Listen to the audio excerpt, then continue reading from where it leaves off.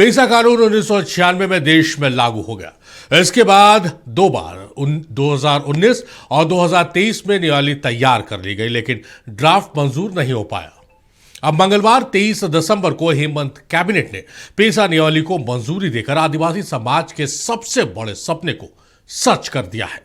यकीन मानिए, 13 जनवरी को हाईकोर्ट में सुनवाई होगी तो बालूघाट और लघु खनिजों के आवंटन पर लगी रोक का हटना तय है। इसके अलावा पंचायती राज विभाग के केंद्र से अनुदान मिलने की बाधा भी दूर हो गई है।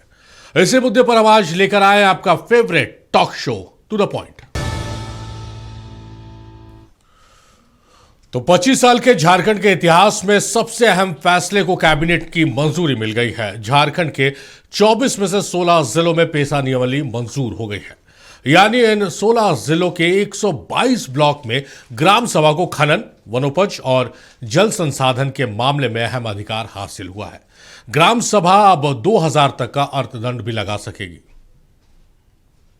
झारखंड कैबिनेट ने पेसा अधिनियम के तहत नियमावली को मंजूरी दे दी है। ये नियम पेसा अधिनियम के सभी प्रावधानों को शामिल करके बनाया गया है। अब अनुसूचित क्षेत्रों में कोई भी बड़ा फैसला ग्राम सभा की सहमति के बिना नहीं लिया जा सकेगा। अधिसूचना जारी होते ही पेसा नियमावली अनुसूचित क्षेत्रों में लागू हो जाएगी। राजनीतिक पार्टियां हैं जो बहुत सारे बातों को खुलकर उसमें पेशा कानून के तहत बहस नहीं किया, लेकिन अंततः उनको मानना पड़ा कि पेशा कानून को लागू करना चाहिए। कहने का मतलब है कि यहाँ पे जनजातीय क्षेत्र में बहुत से बाहरी लोगों का भी घुसपैठ है। कहने का मतलब है कि जहाँ पे आदिवासी समाज है वहाँ पर ईसाई समाज भी, धर्मांतरित ईसाई समाज भी हैं जो वर्तमान में कहते हैं कि हम भी आदिवासी हैं। तो वैसे जगह पर सरकार को किस तरह से ग्राम सभा के माध्यम से ग्राम सभा के जो अध्यक्ष होंगे उसका किस प्रकार से चुनाव करेंगे, उसको देखना बहुत ज़रूरी है।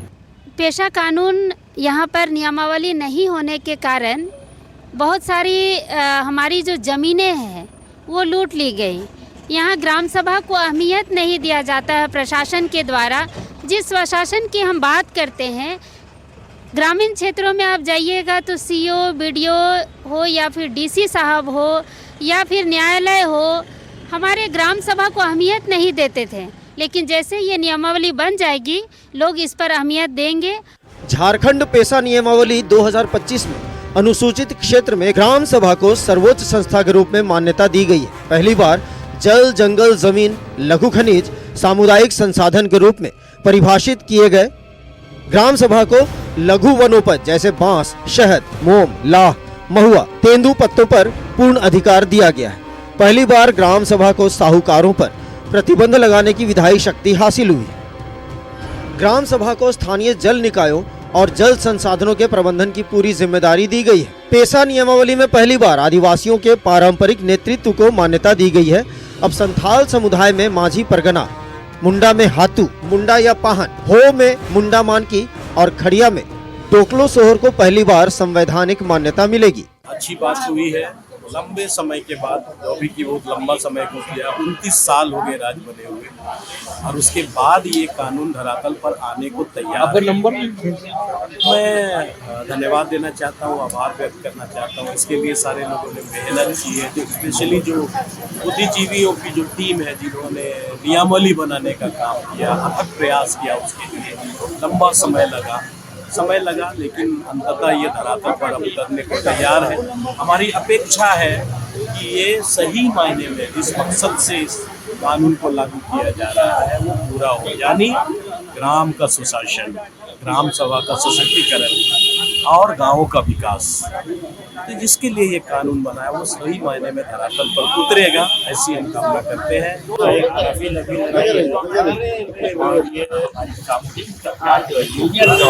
संशोधन के बाद से पैसा को लागू हुए 27 साल हो गया, 30 साल हो गया, 73वां संशोधन, लेकिन अभी जाके ये बिल पास हुआ है।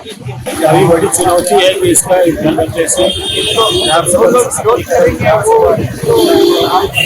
पावर का सरकार इसमें मदद कर रहा है। गांवों को आत्मनिर्भर बनाने के लिए ग्राम सभा कोष की स्थापना की गई है। इसमें अन्न कोष, श्रम कोष, वस्तु कोष, नगद कोष को शामिल किया गया है। इसके अलावा दान, जुर्माना, लघु वनोपज से मिलने वाली रॉयल्टी, तालाब को लीज पर देने और बाजार में दुकानदारों को जगह देने के बदले हासिल शुल्क की व्यवस्था की गई है। इन समस्त स्रोतों से प्राप्त आय ग्राम सभा कोष में जमा होगी। इस कोष का संचालन 3 सदस्यीय कमेटी करेगी। इनमें से 1 सदस्य अनिवार्य तौर पर महिला होगी। साफ है कि पेशा नियमावली लागू होने से ग्रामीण समाज में विवादों को स्थानीय तौर पर निपटारे की व्यवस्था को मान्यता मिलेगी। दूसरे, अब राज्य के 16 जिलों में प्रशासनिक और राजनीतिक संतुलन बदल जाएगा। विकास योजनाओं में पारदर्शिता आएगी और भ्रष्टाचार पर अंकुश लगेगा। तो 1996 में पीवी नरसिम्हा राव की सरकार ने पेशा कानून को लागू किया और इंतजार था झारखंड को, पिछले 25 सालों से इंतजार था। जो सत्ता में रहे काबिज, वो जब विपक्ष में रहे तो इसकी मांग करते रहे। जब वो विपक्ष वाले सत्ता पक्ष में गए तो इस चीज़ को शायद भूल गया और करते करते साल दर साल निकलते चले गए और आखिरकार पेशा नियमावली लागू हो गई है। और उसके संशोधन, क्योंकि विपक्ष को इसी पर एतराज़ था कि जो मूल भावना है, जो आत्मा है, उसके साथ छेड़खानी नहीं होनी चाहिए। वो चीज़ें भी अब सामने स्पष्ट होकर सामने आ गई कि किस तरह से ग्राम सभा को फाइनेंशियली भी अब स्ट्रांग करने की अख्तियार दिया जाएगा। इसी मसले पर हम चर्चा करेंगे। कुछ खास मेहमान हमारे साथ जुड़ गए हैं, कुछ और मेहमान हमारे साथ जुड़ेंगे। डिबेट जैसे आगे बढ़ेगा। हमारे साथ पिंकी खोया जी हैं, बीजेपी की नेत्री हैं। पिंकी जी, बहुत स्वागत है आपका। और डॉक्टर बिरसा उरांव है, समाज सेवी हैं। दादा, बहुत स्वागत है आपका। मैडम से शुरुआत करते हैं। मैडम, किस रूप में, कल भी हम लोग इसी मुद्दे को रख रहे थे, कितना महत्वपूर्ण है ये झारखंड के लिए? आप सोचिए कि कल भी इसी मुद्दे पे हम लोगों ने इसी टाइम पर डिबेट किया था और आज भी इसी मुद्दे को लेकर आए, क्योंकि कल बीजेपी से जो गेस्ट आए थे उनको जरा आपत्ति थी कि वो क्या संशोधन है, क्योंकि वित्त मंत्री ने कह दिया था कि कुछ संशोधनों के साथ लाया गया। तो अब वो चीज़ें भी आ गई हैं सामने। किस रूप में आप देख रही हैं सरकार की इस पहल को और किस रूप में आप झारखंड के ग्राम सभा को ग्रास रूट लेवल से स्ट्रांग होते देख रही हैं? देखिए, बहुत ही स्वागत योग्य ये विषय है। पेशा के लिए लगातार नियमावली के लिए हम लोग स्ट्रगल करते रहे और पूरा झारखंड इंतजार करता रहा। देश के 10 राज्यों में पेशा कानून लागू है और झारखंड कहीं ना कहीं रूल्स बनाने में पिछड़ा रहा। हम लोग जानते हैं कि 2019 में जब रघुवर दास की सरकार थी, भाजपा की सरकार थी, तो 2019 में भी रघुवर दास की कैबिनेट ने इसका ड्राफ्ट तैयार कर लिया था। लेकिन देखिए, एक बुद्धिजीवी मंच के माध्यम से हाईकोर्ट में एक रिट फाइल होता है, उसके बाद उसमें कहा जाता है कि इसमें 6 शेड्यूल का प्रोविजन लाया जाए। ये ऐसा लगता है कि अभी आज जो चीज़ हम लोग अचीव कर पाए, ये हम लोग 2019 में ही अचीव कर लेते। लेकिन कहीं कहीं ऐसा लगता है कि रोड़ा लगाने वालों का काम हमेशा डिले कराने के लिए लगा रहता है। उसके बाद फिर ये गया मामला सुप्रीम कोर्ट में। सुप्रीम कोर्ट से जब फिर पुनः वापस आया तो उसके बाद रघुवर दास की कैबिनेट ने इसका विधि विभाग से मंतव्य लेकर के फिर उसको फाइनल किया। तब तक में चुनाव आ गया, इस वजह से 19 में नहीं हो पाया। लेकिन अल्टीमेटली उनकी मंशा जो थी कि पेशा का जो होल एंड सोल है, जो रूढ़िजन्य विधि, कस्टम एंड यूसेज, उसको लेकर के नियमावली बनाने का, तो ये उस पीरियड में ऑलरेडी हो चुका था। नहीं, तो ये जो मैम आप बोल रही हैं, ये तो चीज़ें आ गई कि किस तरह से ग्राम सभाओं को, नेतृत्व की बात थी, नेतृत्व भी वेल डिफाइंड है। फाइनेंशियली ग्राम सभा को किस तरह से स्ट्रांग करना है वो भी डिफाइन हो गया। अर्थदंड जो 10,000 थे, जो आप लोग कह रहे थे कि भाई आत्मा के साथ छेड़खानी ना हो, 10,000 ग्रामीण परिप्रेक्ष्य में देखा गया कि 10,000 नॉट जस्टिफाइड, तो 2,000 ला दिया गया। तो जो ड्राफ्ट आया है सामने, ये मतलब जस्टिफाई कर रहा हर एक एंगल पे। आप लोग लगातार इसकी मांग कर रहे थे। अब जब सरकार ने एक कदम आगे बढ़ के कोई अच्छा काम किया, क्योंकि आप भी जान रही थी कि ये मतलब मूल भावना है झारखंड की, झारखंडियत की, ग्रास रूट लेवल की, तो किस रूप में इसको उस लिहाज से देखा जा रहा है? क्योंकि अगर फिर ये होगा तो आपकी सरकार है, आप लोगों ने लंबा यहाँ पर कार्यकाल आप लोगों का रहा, पर आप लोग नहीं कर पाए। जी देखिए, हमारा बस यहाँ पे ही एक मांग हमेशा से रहा है कि कस्टम एंड यूसेज। देखिए, दिलीप सिंह भूरिया जी को जरूर याद करना चाहिए जब भी हम पेशा एक्ट की बात करते हैं। दिलीप सिंह भूरिया जी, स्वर्गीय दिलीप सिंह भूरिया जी ने गांव में, झारखंड के गांव में वास करके, रह करके, यहाँ प्रवास करके, यहाँ के कस्टम को समझ करके तब जो मंतव्य दिया उसके आधार पे अक्षरशः पेशा एक्ट बना। तो कहीं ना कहीं आदिवासी समाज का जो एडमिनिस्ट्रेटिव सिस्टम है, जो रिलीजियस सिस्टम है, जो कस्टम है और यूसेज है, हमारा एडमिनिस्ट्रेटिव सिस्टम ऑलरेडी हजारों हजार वर्ष से बिल्कुल स्टेबल सिस्टम है और बहुत हमारी जो न्याय प्रक्रिया है ये बड़ी अच्छी प्रक्रिया है। हम लोग अपने संसाधनों से प्यार करते हैं, अपने जो हम उतना ही एक्सट्रैक्ट करते हैं वनोपज से भी, अपने वन से भी, प्रकृति से भी, जितने की हमें आवश्यकता है। डिस्ट्रक्शन हमारे अंदर नहीं है। तो इन सबको देखते हुए पेशा एक्ट का जो प्रारूप तैयार हुआ था वो है। तो अभी निश्चित रूप से स्वागत योग्य है, बहुत देर से सही, लेकिन अब अगर हेमंत सरकार ने इसको लागू किया है, हमारी मांग यही थी कि रूढ़ी और प्रथा को बिना डिस्ट्रैक्ट करते हुए अगर रूल्स आता है तो हम उसका पुरजोर स्वागत करते हैं, अदरवाइज इसका हम विरोध करते हैं। ये हमारी मांग थी। चलिए डॉक्टर बिरसा ओरांव का रुख कर लेते हैं। डॉक्टर साहब, किस रूप में आप देख रहे हैं, क्योंकि सारी चीज़ें अब आ गई। कल तक एक थोड़ा सा वेग था, ये था कि नियमावली लागू हो गई है, लेकिन क्या कुछ संशोधन हुआ है, क्या कुछ बदलाव हुए हैं, उसको लेकर एक विपक्ष का कंसर्न था। एक विपक्षी पार्टी होने के नाते कंसर्न होना भी चाहिए। अब तो सारी चीज़ें स्पष्ट हो गई हैं। किस रूप में आप देख रहे हैं? फर्स्ट रिएक्शन क्या दादा आपका? दादा आप सवाल अगर आप सुन पाए हो तो, कि मैं दोहराऊं सवाल? थोड़ा सा आवाज कम। दादा मैं ये बोल रहा था दादा कि जो बहुत लंबे समय से मांग थी, और कल जब नियमावली लागू हुई तो बीजेपी का कंसर्न था, विपक्ष के तौर पर उसका कंसर्न लाजमी भी है। अब चीजें आ गई कि कहां संशोधन हुआ है, क्या कुछ बदलाव होगा, क्या किस रूप में आप इसको देख रहे हैं? फर्स्ट रिएक्शन क्या आपका? देखिए, पेशा कानून जनजाति विकास के लिए ये बहुत महत्वपूर्ण चीज था जी, क्योंकि हम सभी लोग आदिवासी समाज से, खासकर जनजाति समाज से जुड़े हुए हैं जी जी, और जनजातियों का विकास के लिए हम समझते हैं कि पुरानी जो 1976 से जब संविधान संशोधन में संसद में संवैधानिक प्रारूप के रूप में बात किया जाता था कि जनजातियों को मुख्यधारा में कैसे जोड़ा जाए, उनके ग्राम से विकास कैसे कराया जाए, इस संबंध में 1976 से ही ये चालू है। संवैधानिक स्तर पर इसको परिचर्चा करते हुए इस तरह का काम को जनजातियों के विकास के लिए लाया गया था।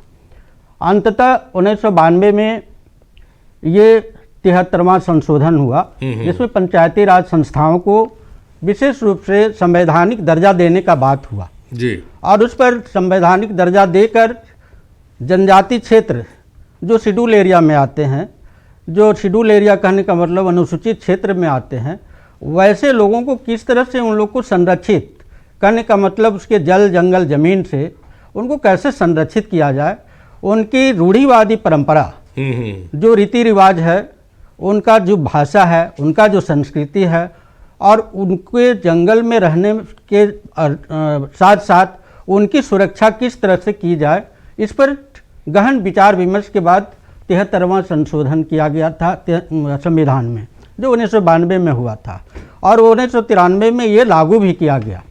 अंततः अभी जो वर्तमान में हम लोग देख रहे हैं कि ये संवैधानिक प्रारूप के रूप में 1996 में ये पेशा कानून एक्ट जो है संवैधानिक रूप से ये एक्ट को लागू किया गया जी। अब उस संवैधानिक एक्ट के तहत पूरे भारतवर्ष में 10 राज्यों में जो 10 राज्य हैं जो शेड्यूल एरिया के तहत आते हैं, और शेड्यूल एरिया के तहत आते हैं, इसलिए वहाँ के जो जनजाति समाज के लोग हैं वो किस तरह से अपने सामाजिक रीति रिवाज को संरक्षित कर सकते हैं, कैसे अपने समाज के लोगों को आगे ला सकते हैं, और उनकी भाषा और संस्कृति को कैसे बचाया जा सकता है, उनकी पारंपरिक जो प्रकृति से जुड़े व्यवस्थाएं हैं, रूढ़िवादी व्यवस्थाएं हैं, उसको कैसे संरक्षित किया जाए, इस संबंध में विचार विमर्श के बाद 1996 में ये पेशा एक्ट कानून लाया गया था।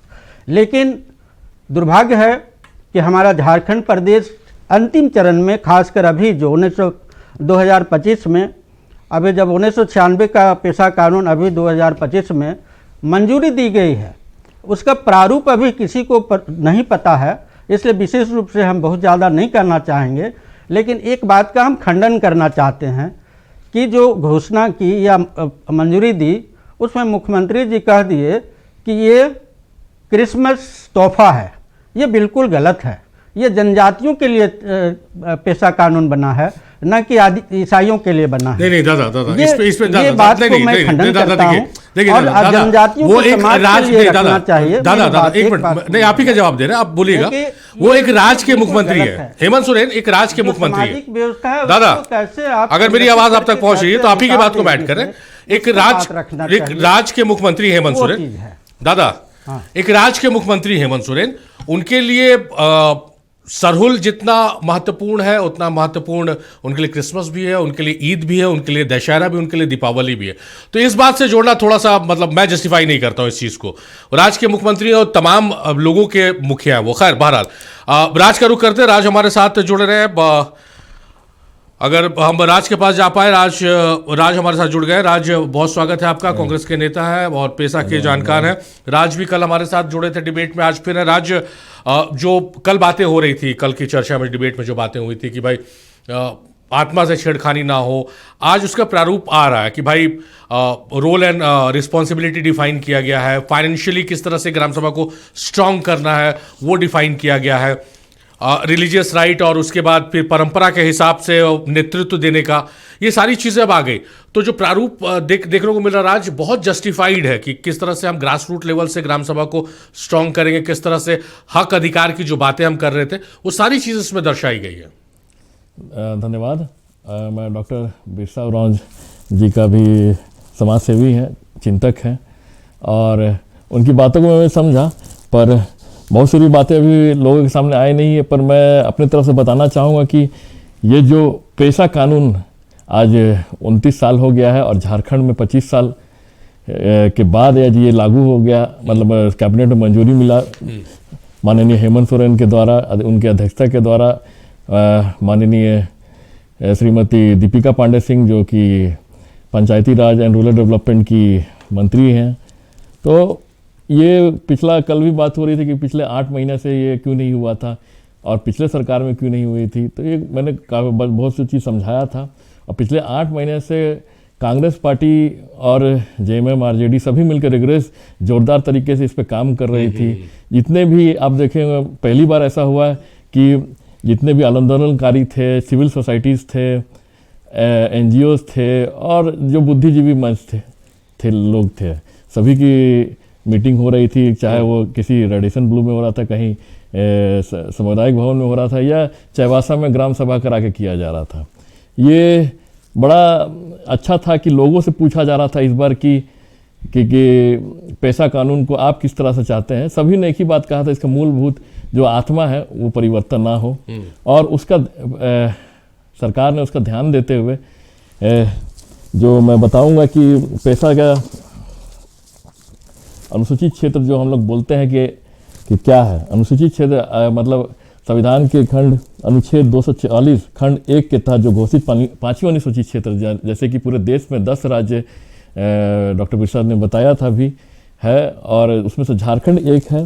इसमें से झारखंड में 13 जिला, मतलब मैं बोलूँगा कि जो अनुसूचित क्षेत्र हैं जी, और 2 आंसलिक क्षेत्र है। यहाँ पे ग्राम सभा किसको हम लोग कहते हैं यहाँ पे, तो पंचायती राज अधिनियम 2001 धारा 3 के अनुच्छेद क्षेत्र में जो आता है, यहाँ पे झारखंड गजट में भी 2007 में भी इसका वर्णन किया गया है, उसे हम यहाँ पे ग्राम सभा के तौर पे ले रहे हैं।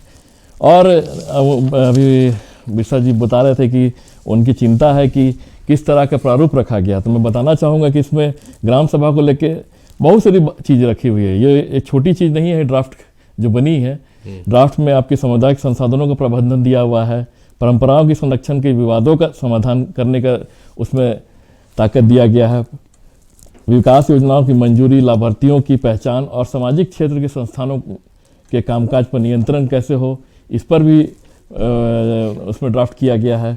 भूमि अधिग्रहण और पूर्व निवास के बारे में भी दिया गया है। छोटे जल निकाय का प्रबंधन कैसे किया जाए, इसके बारे में दिया गया है। लघु खनिज के बारे में उनका कंट्रोल के ग्राम सभा के पास कैसे रहे, इनका ये चीज़ भी दिया है। नशीले पदार्थों पर नियंत्रण या मादक पदार्थ पर नियंत्रण ग्राम सभा में अपने करके वो किस तरह से रखा जा सकता है, इनका भी है। फिर है लघु वन उत्पाद पे इसमें जोर दिया गया है। फिर सामुदायिक भूमि और प्रबंधन के बारे में दिया है। यहाँ बाजार के प्रबंधनों के बारे में दिया गया है और उधार देने का नियंत्रण के बारे में दिया गया है। तो काफ़ी कुछ है, ये बहुत छोटा मैं संक्षिप्त में बता रहा हूँ। संक्षिप्त में हम भी समझ पाए राज, जो मेजर हम बदलाव देख रहे हैं कि जो फाइन है, जो 10,000 का प्रावधान था उसको 2,000 कर दिया गया और राजस्व ग्राम को 1 ग्राम सभा कर दिया गया है, क्योंकि वाहनों में टकराव की स्थिति ना हो उसको देखते हुए। तो मुझे नहीं लगता कि इससे विपक्ष को आपत्ति होनी चाहिए। इसमें कोई दिक्कत नहीं है। मान लीजिए कि इस 10,000 की फाइन को 2,000 कर दिया गया है, कि बड़ी बात नहीं है, ये छोटी रकम होती है, ये देखी के रखा गया, देखी के रखा गया, जेन्युइन रखा गया है। मुझे लगता है कि ये मतलब अभी जिस तरह के ग्रामीण क्षेत्र हैं और लोग के लिए जो फाइन रखा गया है, ये मुझे लगता है कि मिनिमम अमाउंट है। बाकी यहाँ पे बहुत कुछ है। ग्राम सभाओं को यहाँ पे सरकारी योजनाओं पे उन्हें मॉनिटर करने के लिए भी जगह दिया गया है। 30 दिन के अंदर उन्हें अधिकारी को या गैर एजेंसियों को रिपोर्ट उनको देना जरूरी है, अनिवार्य, अगर पूरे मांगते हैं तो। इस तरह की बहुत सारी चीज़ें हैं और इतना पावर दिया गया है यहाँ के आदिवासियों को, खासकर यहाँ के ग्राम सभाओं को, चाहे वो मानकी मुंडा हो, ढोकला सोरन हो या राजीपाड़ा हो, ऐसे बहुत सारे यहाँ पे ग्राम सभा होते हैं जो मुझसे बेहतर डॉक्टर बिरसा उरांव जी बताएंगे। चलिए पिंकी जी का रुक कर लेते हैं, अब थोड़ा सा ना राजनीतिक बात कर लेते हैं। पिंकी जी, आप लोगों पे ये आरोप, आप लोग लगातार, कल जैसे बात आया तो विपक्षी तरफ से यही बात आने लगी कि हम कोर्ट जाएंगे, क्या उसमें बदलाव है उसको देखकर हम कोर्ट का रुख करेंगे। लेकिन अब सत्ता पक्ष की तरफ से आप लोगों पे आरोप कि इस मसले पर आप लोग सिर्फ राजनीति करते रहे। आप लोगों को जब नेतृत्व का मौका मिला तो आप लोग नहीं किए। उड़ीसा एक राज्य बना है जहाँ आप लोगों की सरकार है। आप बता रही कि 2019 में रघुदास कितना आगे बढ़ गए थे, लेकिन वहाँ के राज्यपाल रहते हुए इस दिशा में, पेशा के दिशा में बहुत आगे नहीं बढ़ पाए। तो अब आप लोगों की तरफ आरोप जा रहा है कि आप लोग इस मुद्दे पर सिर्फ राजनीति किए, उसको इंप्लीमेंट करने की दिशा में आप लोग आगे नहीं बढ़े। देखिए, हम झारखंड के संदर्भ में ही बात करेंगे। झारखंड के संदर्भ में मैंने पहले ही बता चुका कि 2019 में ही रघुवर दास की सरकार ने ड्राफ्ट पूरी तरह से तैयार कर लिया था। बहुत सारी अड़चनें आई, फाइनली नहीं हो पाया, लेकिन उन्होंने काम अपनी तरफ से पूरा किया और उन्होंने पेशा एक्ट की आत्मा को ध्यान में रख करके ड्राफ्ट किया। अभी प्रश्न ये है कि अभी जैसे झारखंड की सरकार कह रही है, हेमंत सरकार कह रही है कि मामूली संशोधन के साथ हम नियमावली को अप्रूव करते हैं। अब देखिए, अभी ये पब्लिक डोमेन में आया नहीं कि मामूली संशोधन क्या है, टू व्हाट एक्सटेंट किसी तरह का चेंज किया जा रहा है। अब देखिए, क्योंकि कानून की बात है, कानून में एक छोटा कॉमा का भी बहुत महत्व होता है, एक फुल स्टॉप का महत्व होता है। तो आप किस लेवल तक आप उसमें संशोधन कर रहे हैं, बोल रहे हैं कि बहुत माइनर संशोधन है, लेकिन माइनर संशोधन किस हद तक है ये हम लोगों को जानना बहुत जरूरी है। पब्लिक डोमेन में नहीं है, पब्लिक आपत्ति कैसे दर्ज कर पाएगी, बताइए। मैडम, ये तो हम लोग बता ही रहे डिबेट में, जो फाइन की बात की या नहीं, फाइन की बात नहीं। देखिए, आप समझिए, पेशा एक्ट किसके लिए आया? पेशा एक्ट अनुसूचित जनजातियों के लिए आया, अनुसूचित जनजातियों के लिए विशेष 10 राज्यों में आया। 5th शेड्यूल स्टेट्स में पेशा एक्ट लागू है। ये 10 राज्यों में आदिवासियों के लिए, जो अनुसूचित जनजाति है, इनके लिए, इनकी रूढ़ी परंपरा है, इनका डिस्टिंक्ट कल्चर है, हमारा डिस्टिंक्ट कल्चर है, हमारा डिस्टिंक्ट कस्टम है, विशेष हमारा रूढ़िजन्य विधि है, इसके लिए आया। हमारे धार्मिक जमीनों को बचाने के लिए, हमारा पारंपरिक जमीनों को बचाने के लिए। वो कल्चर कहाँ ये हो रहा है जो आप अभी तक बात निकल कर आई है? एक तो आर्थिक दंड वाला हम बता रहे हैं, और राजस्व ग्राम को एक ये देखिए, अभी तक आप लोग जो बोल रहे हैं फाइनेंशियल मैनेजमेंट की बात आ रही है, लघु उद्योग की बात बोल रहे हैं, लघु खनन की बात बोल रहे हैं, लेकिन रूढ़िजन्य विधि, गांव का कौन हेडमैन ऑफ द विलेज होगा, इस पे अभी तक क्लियर नहीं हो पाए हैं, क्योंकि ये फाइनल अभी तक पब्लिक डोमेन में आया ही नहीं ना। आपत्ति कहाँ डालेंगे? मैम, वो भी क्लियर है ना, वो तो मैम परंपरा के हिसाब से नेतृत्व दिया जाएगा, परंपरा के हिसाब से नेतृत्व। आप उसको लाइए तो हम तब ना देख पाएंगे। मैडम, हम पूरी गंभीरता से कह रहे हैं कि ये चीज है। सेक्शन 4A, सेक्शन 4D, इन सबों को ध्यान में रखते हुए अगर आया है तो हम लोग स्वागत करते हैं, लेकिन अभी तक आम जनता अनअवेयर है। देखिए, आप लोगों के पास में आ सकता है, लेकिन आम आदमी अभी तक नहीं देख पाया है। राज आप बेटर आंसर करेंगे मुझे लग रहा है। देखिए, इसमें 3 मूलभूत पेशा कानून को लेकर 3 मूलभूत चीजों का ध्यान रखा गया है: विकास और योजना का अधिकार, प्राकृतिक संसाधनों पर नियंत्रण और सामाजिक और प्रशासनिक शक्तियाँ। तो ये मुझे लगता है कि पूरा पेशा एक्ट इस पर समाहित हो जाता है। और यहाँ पे जहाँ मैडम बोल रही हैं, खोया मैडम, की उन्हें अभी तक नहीं मालूम है, पर ये पब्लिक डोमेन में आ गया है कि किस तरह से यहाँ के ग्राम सभा होंगे, ये परंपरा से रूढ़िवादी परंपरा को लेते हुए उसको ध्यान पे रखा गया है। ये पावर दिया गया, सरकार इसे नहीं बनाएगी, वहाँ के ग्राम सभा के लोग खुद चयनित करेंगे। और इसमें एक खास बात यह है कि इसमें महिलाओं को भी ध्यान दिया गया है। इस बार ये चेंज हुआ। अगर आप इस चेंज की आप विरोध करते हैं, नहीं तो ये गलत है। नहीं, बिल्कुल स्वागत करते हैं। जो स्वागत योग्य बातें हैं उसका डेफिनेटली हम स्वागत करते हैं। पहला बार महिला विरोधी बात हम नहीं कर सकते हैं, क्योंकि मैम पहला बार ऐसा कुछ हुआ है कि ग्राम सभा में महिलाओं को भी जगह दिया गया है। ग्राम सहायक जो सचिव होंगी उसमें महिलाओं को खास ध्यान में रखा जाएगा। चलिए, तो अभी विपक्ष की ये स्थिति है कि इस मामले पर स्वागत ही कर रही है, जो एक एक करके आ रहा है। कल जैसे अशोक बड़ाइक भी जुड़े थे तो ओवरऑल उन्होंने स्वागत किया था, लेकिन एक पेज उन्होंने छोड़ दिया था। उस पेज को आज हम खोलने की कोशिश कर रहे हैं। तो पेशा नियमावली पारित होने पर क्या है झारखंड के बुद्धिजीवियों की राय, आपको एक बार वो सुनाते हैं। अभी तक पेशा का जो नियमावली है वो फाइनल अभी तक नहीं हो पाया है। ड्राफ्ट अभी तक गजट के रूप में आ जाना चाहिए, लेकिन वो नहीं आ पाया। तो इसमें हम लोगों का जो लगातार मानना है कि इसमें तमाम जो कोई नहीं चाहता है कि आपका प्राकृतिक संपदा, विशेष करके बालू है, गिट्टी है, मिट्टी है, या तो आपका माइनर फॉरेस्ट प्रोड्यूस है, वनोपज है, उस पे गांव के लोगों का मालिकाना हक उनको मिले। और ये जो प्राकृतिक संसाधन गांव के लोगों के हाथ में रहे, वो कोई नहीं चाहता है। चल रहा है, अनुदान पे चल रहा है। पंचायत को वो अधिकार नहीं है कि वो टैक्स कलेक्शन करे, अपने वित्त के अनुसार पंचायत को डेवलप करे। लेकिन पैसा एक्ट 1996 लागू होता है, ऐसे ही ग्राम सभा को राजस्व का अधिकार प्राप्त होता है। खनिज, लघु वन उपज है ना, बालू इत्यादि तमाम चीज़ों पर जो ग्राम सभा की ग्राम के जो संसाधन है, वित्तीय संसाधन है, उस पे यहाँ पर सशक्ता मिलेगी और अपने नियम अपने हित के अनुसार ये ग्राम सभा पंचायत को और ग्राम को विकास कर सकती है। पेशा कानून में जो भी हमारे आंदोलनकारी बुद्धिजीवी हम लोगों के द्वारा जन आंदोलन तेज करते हुए बनाया था, जैसे आप समझते हैं कि कौन खनिज, हमारे बालू घाटों का नीलामी, हमारे सभी चीज़ों को जो है जो अनुसूचित जनजाति की सहकारिता कमेटी जो है करेगी और उसके नहीं होने पर आदिवासियों का करेगा। जो हम लोगों ने लिख के दिया था उसको लाया कि नहीं, ये बहुत बड़ी चीज़ है। यदि नेगेटिव करेगा तो हम लोग नुकसान करेंगे, और सही में यदि नियमावली पेशा कानून के अनुरूप बनाया गया है तो इसका हम लोग स्वागत करेंगे। और हमें उम्मीद है कि कुछ अच्छी बातें जो हमारे अपने लोगों के हित में जो मतलब वो लागू होंगी, जिसमें हमारे मुख्य रूप से तो हमारे आदिवासी क्षेत्रों में और कई जिलों में जो हमारे खनिज संपदा है उसका किस तरह से, मगर जिस तरह से पेपर में देखा हमने तो उसमें जो मेजर मिनरल्स के लिए बातें नहीं हैं, माइनर मिनरल्स के बारे में बातें हैं, और उसमें बालू घाट के बारे में भी बात को नहीं दर्शाया गया है। तो जहाँ हमारे इसका दोहन होता है मेजर मिनरल्स का, वही मेजर मिनरल्स है कि माइनर मिनरल्स में रख रहे हैं बालू घाट को, क्योंकि लगातार उसका भी जो दोहन हो रहा है वो हमारी जो है प्राकृतिक संरचना के लिए खतरा है। तो पेशा नियमावली को कैबिनेट से मंजूरी मिलने के बाद झारखंड में खासकर आदिवासी नेताओं में काफी खुशी देखने को मिल रही है। झारखंड कांग्रेस के पूर्व प्रदेश अध्यक्ष पूर्व मंत्री रामेश्वर राव ने कहा है कि पेशा के लिए एक लंबी लड़ाई लड़ी गई। साथ ही माना है कि पेशा को मंजूरी मिलने से काफी लंबा वक्त लग गया, लेकिन अब जब ये पास हो गया है तो गांव, जंगल और पहाड़ में बसे लोगों को ये काफी शक्ति प्रदान करेगा। उनसे बात की हमारे सहयोगी ने।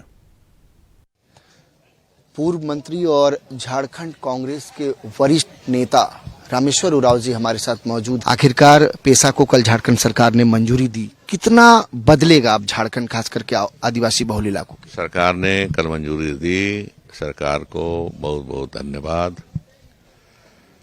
इससे काफी बदलाव आएगा। अभी तक जल, जंगल, जमीन पर अधिकार की हम बात करते थे, नारा लगाते थे, लेकिन एक्ट बनने के बाद, पेशा एक्ट बनने के बाद और ये नियमावली लागू होने के बाद ये पूर्णतः नियंत्रण हो जाएगा शेड्यूल एरिया में रहने वाले आदिवासी गैर आदिवासियों का जल जंगल जमीन पर पूरा नियंत्रण हो जाएगा। अब नियमावली में बना हुआ है कैसे कैसे इसको नियंत्रित किया जाएगा, किस तरह से होगा। जैसे बालू घाट की नीलामी छोटे नदियों का, तो वो ग्राम सभा तय करेगा। ये सब चीजें होंगी।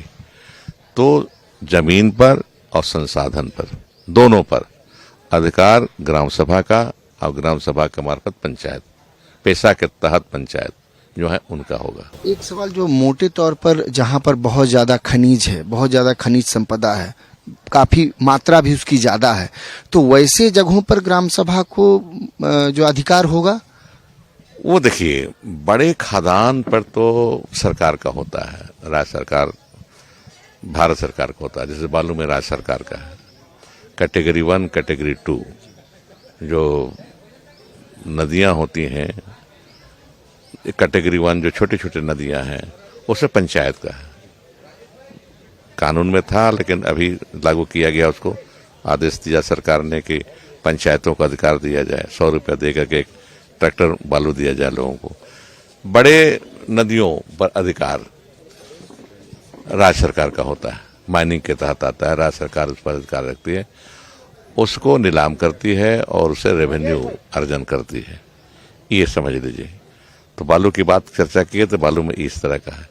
इसी तरह से जितने छोटे छोटे क्वारी है, क्वारी पर तो राज्य सरकार नहीं कुछ करेगी, तो पंचायत ही करेगा, ग्राम सभा करेगा।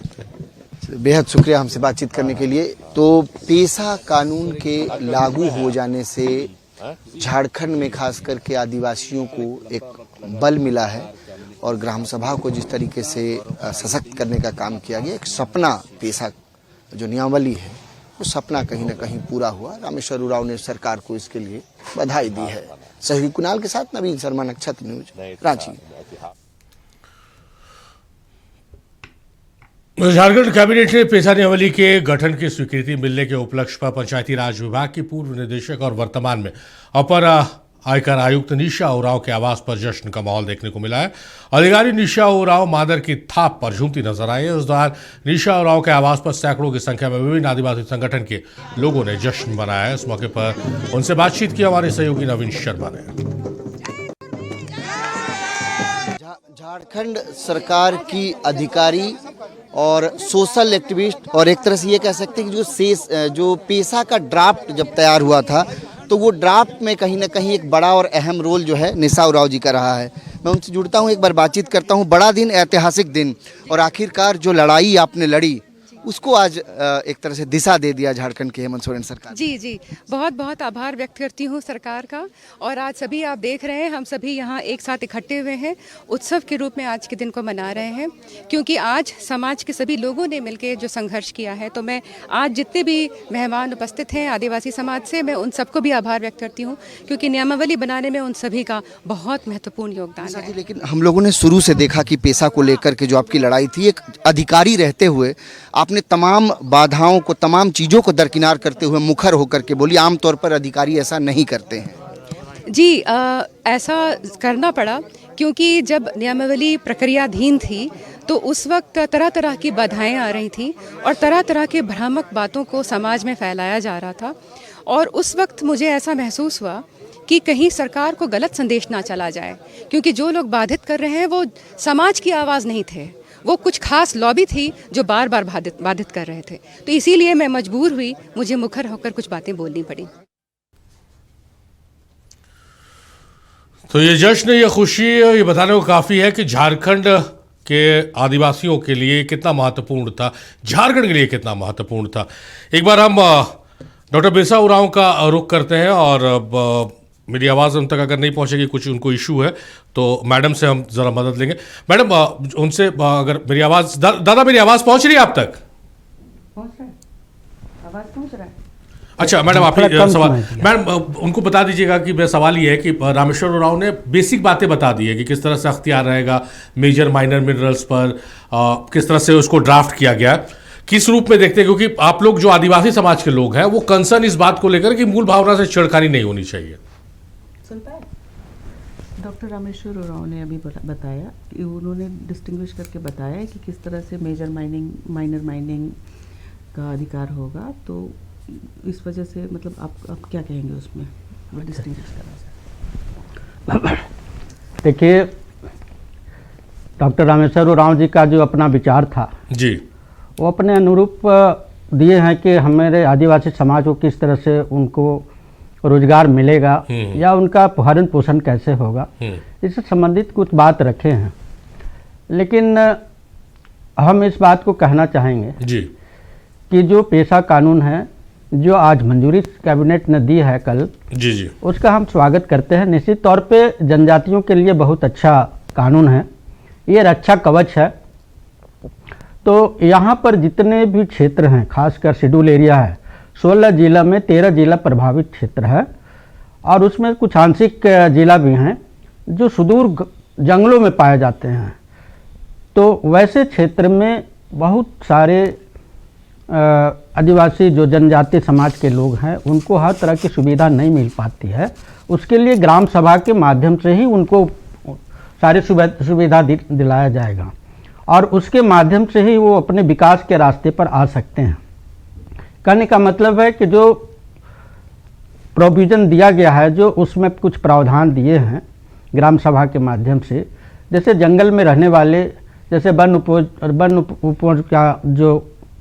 का जो बात है, जी जी, जैसे उसमें लाह है, कुसुम है, यहाँ तक कि कत्था है, बीड़ी पत्ता जिसको कहते हैं, केंदू पत्ता, इन सब जो वनोपजन का जो पदार्थ हैं, जो वस्तु हैं, उनको हमारे जो जनजाति समाज के लोगों के घर तक कैसे पहुंचाया जाए, इस पर विशेष ध्यान देने की ज़रूरत पड़ेगी।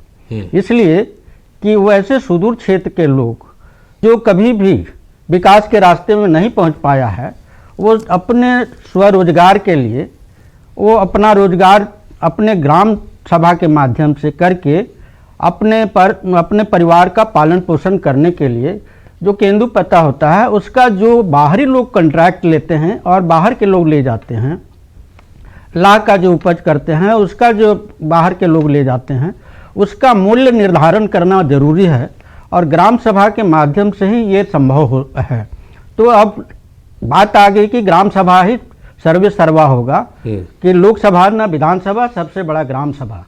अब ग्राम सभा के जो समिति के अध्यक्ष होंगे वैसे लोगों से हम लोग को अपेक्षा करना होगा, उसका निगरानी करना होगा कि आप किस प्रकार से अपने समाज के लोगों को, जनजाति समाज के लोगों को विकास के मुख्यधारा में ला रहे हैं।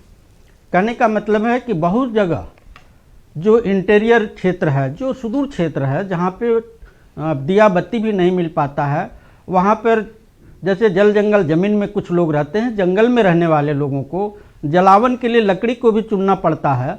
वैसे में फॉरेस्ट एक्ट कुछ इस तरह से लागू होते हैं जिसके तहत उसको लकड़ी को चुनने के लिए, लकड़ी घर में लाने के लिए, जलावन के लिए, अपना खाना बनाने के लिए भी उसको प्रतिबंध लगा दिया जाता है। तो वैसे जगह पर भी हमारे समाज के लोग जो ग्राम सभा के होंगे, जो ग्राम सभा के अध्यक्ष होंगे, मुखिया होंगे, सरपंच होंगे या पंचायत समिति के लोग होंगे और जो प्रशासन के लोग होंगे जो नियंत्रण करेंगे, वैसे समिति का गठन करना जरूरी है। जैसा कि हमें जानकारी है कम से कम 10 समिति का गठन होना चाहिए। जो ग्राम विकास समिति होता है उस समिति के माध्यम से सबको निगरानी करना चाहिए। हमारे समाज के लोग बहुत भोले भाले होते हैं और हम सभी लोग जानते हैं कि बाहरी लोग इन पर अपना दबदबा बना के उनको एक मुखौटा के रूप में रख के उनसे काम कराते हैं। तो सरकार को भी इस पर विशेष निगरानी करना होगा। मान लीजिए कि वहाँ बालू का उठाव करना है, वहाँ पत्थर का खदान का उठाव करना है, वहाँ पर कृषि का खेती कार्य कराना है, जहाँ पर एक तालाब होगा तो तालाब में मछली पालन कैसे किया जाएगा और मछली पालन करके उसका प्रोडक्शन किसको किस तरह से दिया जाएगा, इस पर विशेष ध्यान देने की जरूरत है। चलिए, हम जानते हैं कि चलिए मैडम, अगेन रिक्वेस्ट, उनको रोक दीजिएगा, मेरी आवाज़ नहीं सुन पाएंगे। अब आपके पास आएंगे। चलिए दादा, उनकी जो सांस्कृतिक परंपरा है जो अक्षुण्ण हो जा रही है, बाहर के लोग, कुछ लोग घुसपैठ करके उनके संस्कृति को तोड़ मसोड़ करने का प्रयास कर रहा है। वैसे लोगों पर भी प्रतिबंध लगाना चाहिए जो कि हमारे समाज के लोगों को किसी प्रकार का उसके जीवन में किसी प्रकार का व्यवधान नहीं हो। ठीक है मैं दादा, यही कहना चाहता हूं कि उस पर ठीक है दादा, आपकी बात मुकम्मल हो गई। मैडम के पास चलते। मैडम, अब जो विपक्ष है आपका, मतलब केंद्र विपक्ष है या सत्ता पक्ष है, वो कहना है कि इट स्टार्टेड विथ मैया सम्मान योजना, मास्टर स्ट्रोक की बात अगर करें तो मैया सम्मान योजना, फिर रोजगार के दिशा में जो काम किया सरकार ने, या फिर गिग वर्कर के लिए किया सरकार आपके द्वार, वकीलों के लिए जो योजना लाई, और अब सबसे बड़ा मास्टर स्ट्रोक हो गया है ये पेसा। तो अब बीजेपी के पास, खास करके विपक्ष में, कोई मुद्दे अब नहीं बचे सरकार को घेरने के लिए कि एक के बाद एक तमाम जवाब आप लोगों को मिलते चले गए। मैं बताती हूँ। मैया सम्मान योजना निश्चित रूप से मैया के लिए, मतलब इसमें क्योंकि एज का बाइंडिंग आप समझ लीजिए कि बच्चे से लेकर के बुजुर्ग महिला तक को मिल रहा है मैया सम्मान योजना का लाभ। लेकिन उसके वजह से आप देखिए कि बच्चों का स्कॉलरशिप रुका हुआ है, छात्रवृत्ति रुकी हुई है, वृद्धा विधवा पेंशन रुका हुआ है। तो इसका एडवर्स इफेक्ट है। इस पर्दे के पीछे उसके तो आप भी जिम्मेदार है ना मैडम, जो देखने को आप भी जिम्मेदार है उसके लिए अगर रुका हुआ तो। आप तो पैसा ही नहीं दे रही, आप तो पैसा रोक के रखी हुई है। वो राज्य सरकार देखे। और देखिए अब पैसा की बात करिए, पैसा की बात करिए, पैसा की बात करिए। हम विषय से डिस्ट्रैक्शन मत कीजिए। नहीं मैडम, आप इंपॉर्टेंट टॉपिक छेड़िए, आप उस पर बात कीजिए। आप जो आप बोल रही है कि जो काम रुका हुआ, आप भी इक्वल जिम्मेदार है। आप लोगों ने पैसे रोक रखे हैं राज्य सरकार की, यहाँ से मंत्री जा रहे हैं, बातचीत हो रही है। अभी हम पैसा पे बात, राज्य की बात करने आए हैं, इसी पे बात कर रहे हैं। अभी आप हमको डिस्ट्रैक्ट मत कराइए। आप और जो पूछ रहे थे अपना प्रश्न एक बार फिर से बोले। मैडम, वही बात मेरी है कि एक के बाद एक जो योजनाएं आ रही है, स्टार्ट हुआ मैया सम्मान से, फिर एक दिन में 25 साल के इतिहास में झारखंड में कभी नहीं हुआ कि एक दिन में 8,000 से अब नौकरी नियुक्ति पत्र सौंपा गया। इस सरकार ने किया। वकीलों के लिए किसी ने किया, वकीलों के लिए एक योजना लेके आए हैं। अब पैसा तो बैक टू बैक जो मास्टर स्ट्रोक्स हो रहा है, बीजेपी अब मुद्दा विहीन हो जा रही। मुद्दा बीजेपी के पास किस मुद्दे को लेकर सरकार को घेरिएगा? चलिए ये मैं नहीं कह रहा हूँ, विपक्ष का हाँ, नहीं, निश्चित रूप से देखिए पैसा का रूल्स लागू होना ये पूरे झारखंड के लिए, ये पार्टी से हम लोगों को बियॉन्ड जा करके सोचना चाहिए, क्योंकि भाजपा भी यही चाहती थी निश्चित रूप से, और आज यहाँ सत्ता पक्ष भी यही चाह रही है कि लागू करे। भले देर, हम तो बार बार कह रहे हैं ना कि देर आई दुरुस्त आई। जो 2019 में नहीं हो पाया, ये आज 2025 में कम से कम हो रहा है। हम तो इस बात को अप्रिशिएट ही कर रहे हैं। चलिए, इसको किस तरह से आप अब राजूराव आप देख रहे हैं राजनीतिक लिहाज से, राजनीतिक चश्मे से? आप पॉलिटिकल पार्टी से आते तो राजनीतिक बात जरूरी है, क्योंकि पहले ही आदिवासी बहुल जो सीट्स है वो विपक्ष के हाथ से खिसक चुकी है, चाहे वो लोकसभा की बात करें या विधानसभा की बात करें। और इस तरह से जब आप ग्रास रूट पर ले जाकर लोगों का काम करेंगे और उनको सशक्त करेंगे, तो किस रूप में आप देख रहे हैं कि आने वाले समय में झारखंड की राजनीति कैसे तय होगी अब, क्योंकि एक तरफा चीजें अब समझ में आने लगी है? देखिए, यहाँ के आदिवासी, यहाँ के मूलवासी और यहाँ की जनता जो चाहती थी अपने नेताओं से, अपने जिस वादे उन्होंने वोट दिया था कि पैसा कानून लाना अनिवार्य है, तभी वोट दिया जाएगा, तभी आपको सरकार बनानी दी जाएगी, और उस वादे को हमने पूरा किया। कांग्रेस पार्टी ने पूरा किया, जेएमएम ने पूरा किया, आरजेडी ने पूरा किया। ये इंडिया अलायंस की क्रेडिट जाती है अभी इस सरकार को कि पैसा कानून आया। राजनीतिक तौर पे मैं बोलूँगा यही कि हम जनता के बीच जो वादा कर रहे हैं उसे पूरा कर रहे हैं। हम बोलने वाले सरकार में नहीं है, बोलने वाले व्यक्तियों में नहीं है, ना हवाबाजी करने में, ना कोई गलत बरगलाने में। हम जो बोलते हैं हम वही पूरा डिलीवर देते हैं। चलिए, तो वो राज जरा फिल्मी अंदाज में अगर बोलेंगे तो जो बोलते हैं वो करते हैं, जो नहीं बोलते वो डेफिनेटली करते हैं। राज उसी टोन में आ रहे हैं आप। फिर पिंकी जी का रुख करते हैं। पिंकी जी, इसमें जो राज जिसका जिक्र कर रहे थे, आप उसको अप्रिशिएट कर रही थी, और ये बहुत बेहद ज़रूरी है। महिला सशक्तिकरण की दिशा में जिस तरह से इसमें उनकी भागीदारी सुनिश्चित की जा रही है महिलाओं की। आप उस समाज से भी आती हैं, महिला भी है। ये मैं एक बताना चाहूँगा इस बात कि महिला सशक्तिकरण को जिस बात को हम लोग लेके चले हैं, आज देखिएगा कि आदिवासी समुदाय में महिलाओं का आज से पहले बहुत से जो है उनकी बराबरी ना के बराबर थी, पर ये एक बेहतर सोच के साथ ये पैसा कानून बनाया गया है, जिसमें महिलाओं की भागीदारी को सुनिश्चित किया गया है, ताकि आने वाले समय में आदिवासी महिलाएं समानता के साथ अपने अधिकार और के साथ जोर शोर से अपना निर्णय दे, और पंचायत ग्राम सभा में वो भी साथ में भागीदारी निभाए। चलिए, पिंकी जी, वही सवाल है आपसे कि किस रूप में आप देखती हैं? और देखिए, बहुत अच्छा लगता है, मतलब मैं बहुत अप्रिशिएट इसको करता हूं कि आप जब डिबेट में आती हैं और बहुत मजबूती से बहुत अच्छे तरीके से अपने पक्ष को रखती हैं, तो जब महिला स्ट्रांग होगी और जब सरकार सोच रही कि महिला स्ट्रांग होगी, आप तो लड़के यहाँ तक पहुंची हैं, किस रूप में इस बदलाव को देखती हैं? क्योंकि ये अप्रिशिएट करने वाली चीज़ है, राज इसका जिक्र भी कर चुके हैं। देखिए, ये तो वाकई में अप्रिशिएबल है। आप देख रहे हैं लगातार कि भारत सरकार भी किस तरह से महिलाओं को आगे बढ़ा रही है। भारत सरकार ने यहाँ तक कि मोदी जी ने भी लगातार कहा है कि महिलाओं को हम और अधिक सशक्त करेंगे, सब जगह हिस्सेदारी की बात हो रही है। अब क्या बोलते हैं, पेशा में जो नियमावली आप ला रहे हैं, इसमें भी महिलाओं को बढ़ चढ़ के हिस्सा दे रही है, ये स्वागत योग्य है निश्चित रूप से। और जनजाति समाज जो है, आप जनजाति समाज में खासकर उरांव कम्युनिटी को अगर देखिएगा तो महिलाओं को रिजर्वेशन देने की बात छोड़िए, महिलाओं ने समाज को बचाने का काम किया है। जनी शिकार जैसा हम लोग जो 12-12 सालों में जनी शिकार का आयोजन होता है, ये इसका जीवंत उदाहरण है कि किस तरह से जब पूरा के पूरा अस्तित्व, जनजातियों का अस्तित्व खतरे में आता तो महिलाओं ने कमान संभाला और अपने पूरे के पूरे वंश को, अपने आगे के जनरेशन को बचाया। और 3 बार लगातार जब मुगलों से युद्ध करके जीतती रही आदिवासी महिलाएं, तो महिलाएं तो शुरू से ही आगे हैं। आज चलिए राजनीतिक पटल पे आज हम संवैधानिक रूप से उनको आरक्षण देने की बात कर रहे हैं, उनको आगे करने की बात कर रहे हैं, निश्चित रूप से स्वागत योग्य है, अच्छी बात है। चलिए, राज का भी रुख करते हैं। राज, एक बार हम चाहेंगे अगर उसको आप उसका जिक्र कर रहे हैं, जो बातें हो रही थी, जो सर ने इनिशियली उठाई थी बात कि परंपराओं के नेतृत्व की बात हो रही थी, तो उसमें वेल डिफाइंड है कि परंपराओं के हिसाब से नेतृत्व दिया जाएगा।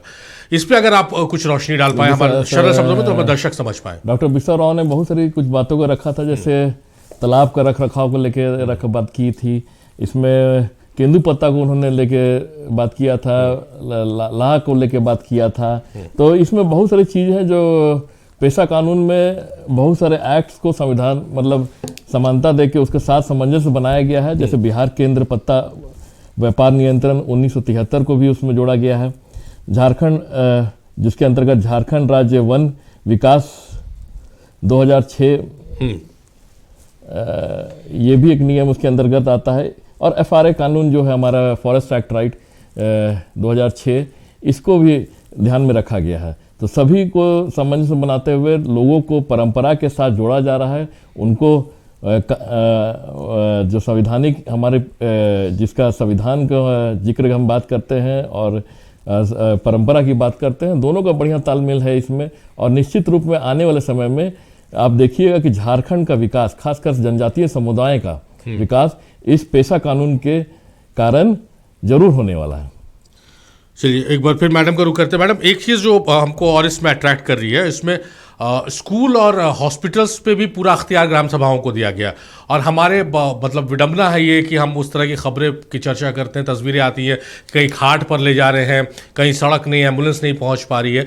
तो ये कितना महत्वपूर्ण होगा कि शिक्षा और स्वास्थ्य ग्रामीण क्षेत्र की ग्राम सभा के अंतर्गत जब रहेगी, नियंत्रण कंट्रोल उन पर रहेगा, तो किस तरह से उस क्षेत्रों में आप बदलाव देखेंगे शिक्षा और स्वास्थ्य के संबंधित? निश्चित रूप से स्वागत योग्य है ये भी बात। शिक्षा और स्वास्थ्य दोनों बहुत महत्वपूर्ण चीजें हैं। आप देखते हैं कि हम लोग लगातार देख रहे हैं ना कि खाट पे ले करके आ रहे हैं और तब भी लोग आते आते दम तोड़ दे रहे हैं। तो अगर ग्रामीण क्षेत्रों में इन चीज़ों की व्यवस्था होगी, मजबूत व्यवस्था होनी चाहिए कि एक खाली पेन एंड पेपर में आ जाए, उसके बाद फिर ये सब इम्प्लीमेंट ना हो पाए। अब इसको ग्राउंड लेवल पे इम्प्लीमेंटेशन की बात है। अगर इम्प्लीमेंट हो पाता है सही ढंग से, प्रॉपर मॉनिटरिंग के साथ में, ग्राम सभा इसको अच्छे से इम्प्लीमेंट कराने में सफल होती है, तो निश्चित रूप से हम लोगों की मांग क्या है, हम लोग जिस मांग को लेते हुए आगे बढ़ रहे हैं, पेशा नियमावली और पेशा एक्ट जो होल एंड सोल है उसकी बात कर रहे हैं, तो उसका मूल उद्देश्य यही है ना, रोटी कपड़ा मकान, बाकी जो हमारा संसाधन है उस संसाधनों से हम अपना कस्टम, अपना कल्चर को कैसे कंजर्व करते हुए एक better place to live in बना सके अपने गांव को। चलिए समय अब समाप्त हो रहा है, राज का रुख कर लेते हैं। फाइनली राज, एक वाइंड अप कॉल आपसे ले लेंगे। चलिए, मुझे आखिरी समय दिया आपने, धन्यवाद। ये मैं फिर से धन्यवाद देना चाहूँगा, अभी इतने अच्छे अपने पैनल आज बुलाया, सभी बुद्धिजीवी थे, इन्होंने सभी ने, विपक्ष ने भी बड़ा हेल्दी जवाब दिया जो स्वागत योग्य है। और सबसे पहले मैं धन्यवाद देना चाहूँगा झारखंड सरकार के मुख्यमंत्री माननीय हेमंत सोरेन जी को, जिनकी अध्यक्षता में पेशा कानून कैबिनेट में मंजूरी हुई। फिर श्रीमती दीपिका पांडे सिंह जी को, जो पंचायती राज की मंत्री हैं। हमारे झारखंड प्रदेश के प्रभारी के राजू साहब, जिनके दिशा निर्देश के कारण, जो कि रिटायर्ड IAS भी हैं, और इससे पता चलता है कि कांग्रेस पार्टी किस तरह से पढ़े लिखों को और चाहती है कि यहाँ के लोगों को किस तरह से उठाए, जनजातीय समुदाय में किस तरह से हम लोग काम करके आगे बढ़े। और ये एक अच्छा उदाहरण उन्होंने दिया। सारे ड्राफ्टिंग कमिटीज मेंबर्स जो थे, जितने भी बुद्धिजीवी मंच लोग थे, आदिवासी बुद्धिजीवी लोग, जिसमें काफ़ी नाम है, सबका नाम नहीं ले पाऊँगा, और झारखंड सरकार जितनी भी हमारे चारों मंत्री थे, जिसने चाहे चमरा लिंडा हो, माननीय चमरा लिंडा जी हो, चाहे सोनू सुदेव जी हो, चाहे दीपिका पांडे मैडम हो, शिल्पी नेहा तिर्की हो, इन्होंने चारों ने मिलके पब्लिक मीटिंग्स किए और लोगों से पूछा कि किस तरह का पेशा कानून होना चाहिए। उनके सभी जवाबों का स्वागत किया और सभी को उन्होंने पॉइंट आउट करके एक कमेटी को दिया गया और इस तरह से ड्राफ्ट कमेटी तैयार हुई। चलिए, तो कहा भी जाता है कि जब मजबूत होगा ग्राम तभी विकसित होगा देश, और शायद उसकी शुरुआत अब झारखंड से हो चुकी है। बहुत शुक्रिया पिंकी जी, आपका, आपने अपना कीमती वक्त दिया है। डॉक्टर साहब, आपका बेहद शुक्रिया, राज, बेहद शुक्रिया आपका, आप लोगों ने अपना कीमती वक्त दिया है नक्शत न्यूज़ को और इस डिबेट को। तो मेरे साथ